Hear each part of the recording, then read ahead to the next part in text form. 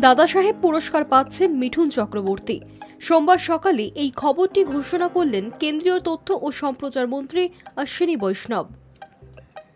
সপ্তাহের শুরুতেই নিজের এক্স হ্যান্ডেলে পোস্ট করে তিনি লেখেন, মিঠুনদার অসাধারণ অভিনয় যাত্রা পরবর্তী সব প্রজন্মের কাছে অনুপ্রেরণা।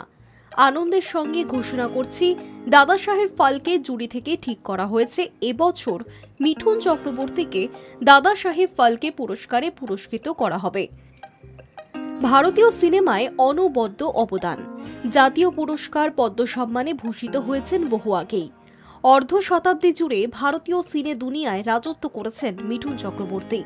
এবার সেই 5 দশকের ফিল্মি কেরিয়ারের জন্য দাদা সাহেব ফালকে পাচ্ছেন মহাগুরু। চলতি বছরের 8ই অক্টোবর অনুষ্ঠিত হবে 70তম আন্তর্জাতিক ন্যাশনাল ফিল্ম অ্যাওয়ার্ড সেরিমনি। জাতীয় চলচ্চিত্র উৎসবের মঞ্চে মিঠুন চক্রবর্তীকে দাদা সাহেব ফালকে পুরস্কারে পুরস্কৃত করা হবে। ঘটনা প্রসঙ্গে অভিনেতার বক্তব্য, আমার বলার মতো কোনো ভাষাই নেই, না আমি হাসতে পারছি, না আমি আনন্দে কাঁদতে পারবো। सर मैं सच बोलूं कि मेरे पास कोई भाषा ही नहीं है, ना मैं हंस सकता हूं, ना मैं खुशी से रो सकता हूं। इतनी बड़ी चीज है, कैसे जहां से मैं आ रहा हूं कोलकाता के, कैसे एक ब्लाइंड लेन से फुटपाथ से लड़के इधर आया हूं, उस लड़के को इतना बड़ा सम्मान मैं सोच भी नहीं सकता। लिटरली मैं बागरूद हो गया।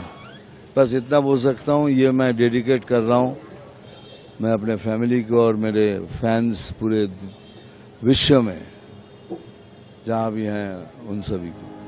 খবর প্রকাশ্যে আসার পরেই মহাগুরুকে শুভেচ্ছায় ভরিয়ে দিয়েছেন অনুগামী থেকে বন্ধুমহল। খবরে আপ্লুত গোটা টলিউড।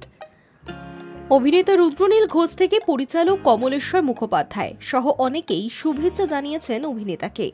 শুভেচ্ছা জানিয়েছেন প্রধানমন্ত্রী সুকান্ত মজুমদার, কুণাল ঘোষ সহ প্রমুখ। ভিডিও বার্তার মাধ্যমে শুভেচ্ছা জানিয়েছেন শ্রমিক ভট্টাচার্য। ভারতীয় চলচ্চিত্রের সর্বোচ্চ পুরস্কার দাদা সাহেব ফালকে পুরস্কারে পুরস্কৃত হলেন পদ্মবিভূষণ শ্রী মিঠুন চক্রবর্তী। সত্যজিৎ রায়ের পর আরেকজন বাঙালি আজকে স্বমহিমায় বাঙালির আত্মমর্যাদা স্বাভিমান নিয়ে প্রতিষ্ঠিত হয়ে গেলেন। তার অভিনয় দক্ষতা, তার প্রতিভা আজকে তিনি পেয়েছেন শুধুমাত্র একজন সফল বাণিজ্যিক নায়ক হিসেবে নয়, তার চরিত্রাভিনয় আজও মুগ্ধ করে চলেছে আপামর ভারতবাসীকে। তার স্থান পশ্চিমবঙ্গের প্রত্যেকটি বাঙালির অন্তরের অন্তঃস্থলে। তিনি দাদা, তিনি ভাই, তিনি বাংলার ঘরের ছেলে।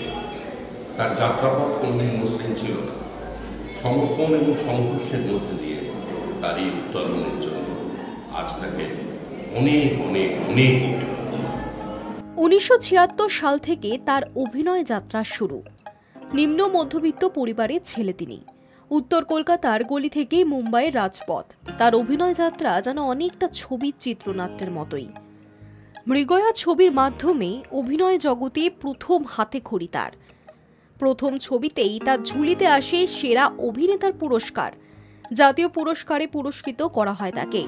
8ই অক্টোবর দাদা সাহেব ফালকে পুরস্কারে পুরস্কৃত করা হবে মিঠুন চক্রবর্তীকে। Hi News network.